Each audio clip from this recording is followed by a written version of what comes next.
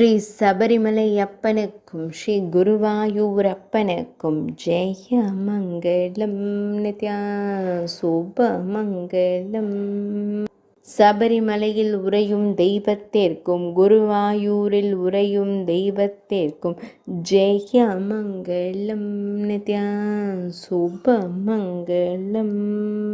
சபரிமலையில் உறையும் சிவவிஷ்ணு மைந்தனுக்கும் குருவாயூரில் உறையும் அன்னை குரூரம்மையின் செல்வனுக்கும் ஜெய மங்களம் நித்யா சுபமங்களம்.